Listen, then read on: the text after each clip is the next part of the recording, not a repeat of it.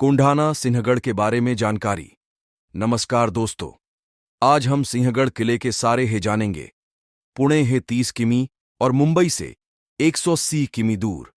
यह किला महाराष्ट्र के इतिहास में महत्वपूर्ण स्थान प्राप्त पिते हुए है। जमीन से ऊंचाई 760 मीटर, समुद्र किनारे से ऊंचाई 1312 मीटर, पुणे से 30 किमी और मुंबई से 180 किमी दूर। सिंहगढ़ किले के बारे में संक्षिप्त में जानकारी।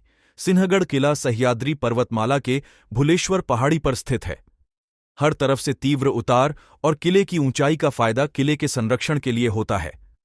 अगर आप गाड़ी या किसी वाहन से किले पर जाना चाहते हैं तो वन विभाग आपसे उपद्रव शुल्क लेता है, जो कि 2 व्हीलर के लिए 20 रुपए और 4 व्हीलर के लिए 50 रुपए होता है। किले पर पार्किंग की सुविधा उपलब्ध कराई गई है, इसलिए आपको गाड़ी पार्क करने में दिक्कत नहीं आएगी। किले पर छोटी छोटी दुकानें हैं जहां से आप खाने पीने के लिए स्नैक्स वगैरह खरीद सकते हो। इस किले पर आपको बहुत सी चीजें देखने को मिलेगी जो कि आपको अन्य जगह पर नहीं देखने को मिलती। पूरा किला देखने के लिए आपको लगभग 2-3 घंटे का वक्त लगेगा। ये किला ऊंचाई पर होने के कारण आपको यहां से राजगढ़, लोहगढ़, विसापुर का किला जैसे किले देखने को मिलेंगे। किले के शुरुआती चढ़ाई पर सबसे पहले आपको पुणे दरवाजा आपको देखने को मिलेगा। यहां पर पुणे दरवाजा नाम के 2 दरवाजे हैं। पुणे दरवाजे से आगे आते ही आपको बाएं बाजू में खंदा कड़ा देखेंगे। यहां पर तटबंदी है। यहां से आपको कल्याण दरवाजा देखने को मिलेगा और ऐसे आप पूरा घूम सकते हो। किले पर बहुत सी ऐतिहासिक वास्तु आपको देखने मिलेगी जो कि आगे जानेंगे। सिंहगढ़ किले पर स्थित ऐतिहासिक वास्तुएं।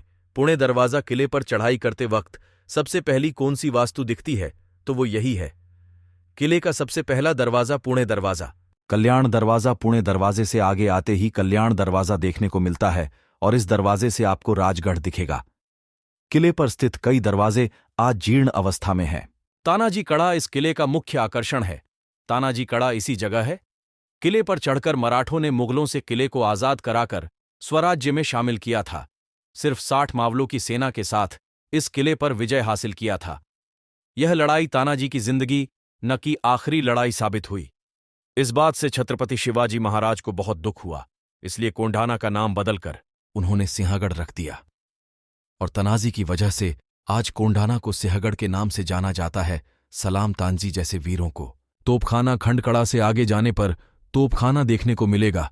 यहां पर युद्ध के लिए लगने वाली सामग्री रखी जाती थी। लेकिन दुर्भाग्यवश यहां पर आपको कुछ खास देखने को नहीं मिलेगा, क्योंकि किले की ज्यादातर ढांचे आज खंडहर बन गए हैं। तिलक बंगला भारत के स्वतंत्रता संग्राम में बहुत बड़ा योगदान देने वाले बाल गंगाधर तिलक का बंगला यहां पर है। गर्मी के दिनों में तिलक यहां पार आकर आराम किया करते थे। महात्मा गांधी जी भी तिलक साहब से मिलने 3-4 बार इस बंगले पर आए थे। मनोमानित है। राजाराम महाराज समाधि 2 मार्च 1706 के दिन राजाराम महाराज का दुखद निधन इसी किले पर हुआ था, इसलिए उनकी समाधि आपको इस किले पर देखने को मिलेगी। अपने छत्रपति बनने के बाद लगातार 11 साल तक उन्होंने मुगलों से लड़ते रहे। 30 साल की बहुत ही कम उम्र में उनका दुखद निधन हुआ और पीछे स्वराज और अपनी पत्नी ताराबाई को छोड़कर चल बसे।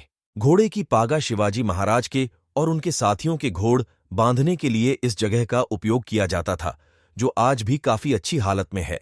देवटाकी, वैसे तो किले पर बहुत सारी पानी की टंकियां हैं, पर उन सबका पानी आजकल पीने के लायक नहीं है। लेकिन देवता की ऐसी टाकी है जिसका पानी आज भी लोग पीने के लिए इस्तेमाल करते हैं। इस टंकी का पानी साफ है और पीने लायक भी है। सिंहगढ़ का प्रसिद्ध युद्ध। वैसे तो सिंहगढ़ किले को लेकर काफी बार युद्ध किए गए, पर सिंहगढ़ के इतिहास में एक युद्ध ऐसा भी था जिससे कोंढाना किला सिंहगढ़ में बदल गया।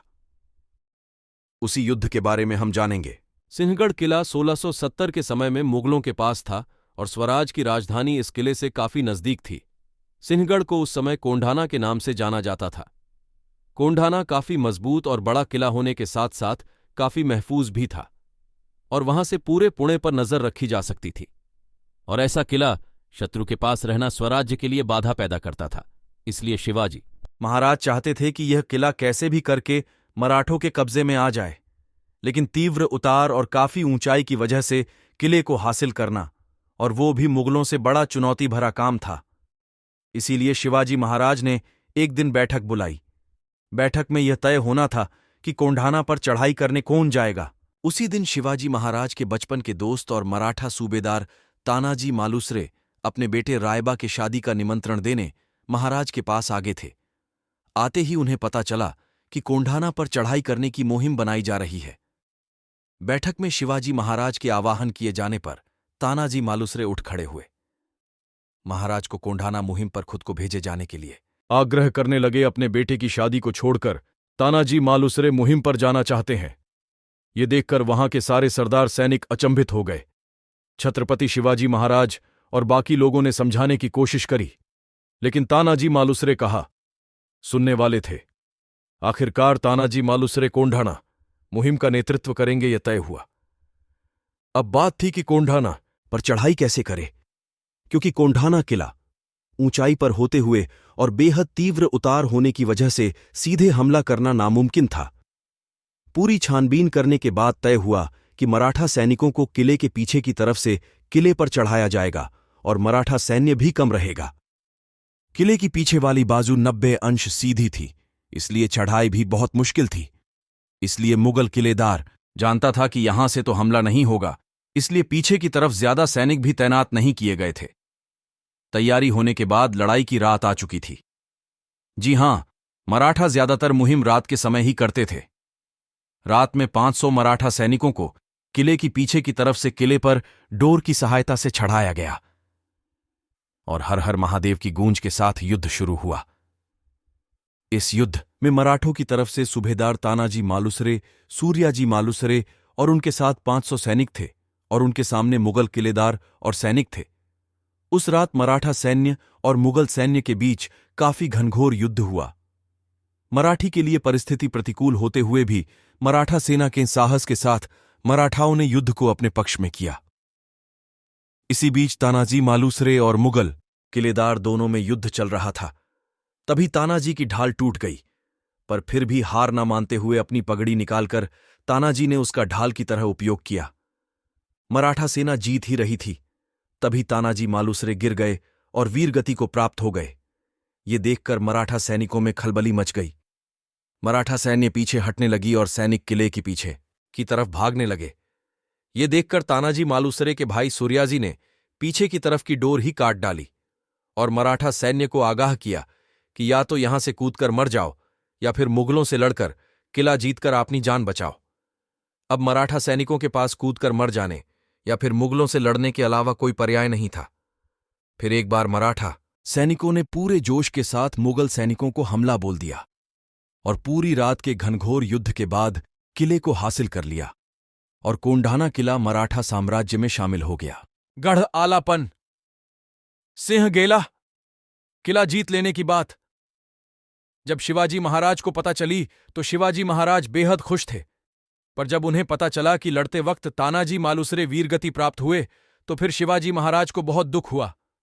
कोंढाना किला तो जीत लिया, पर उनका शेर जैसा सैनिक और दोस्त अब उनके बीच नहीं रहा था। तानाजी मालुसरे बेहद शूर योद्धा थे। गढ़ आलापन, सिंहगेला किला हासिल हुआ, पर शेर जैसा सैनिक नहीं रहा। ऐसा कहते हुए शिवाजी महाराज ने तानाजी मालुसरे की याद में कोंढाना किले का नाम बदलकर सिंहगढ़ कर दिया। मराठा साम्राज्य की बेहद यादगार लड़ाई इस सिंहगढ़ किले पर लड़ी गई थी।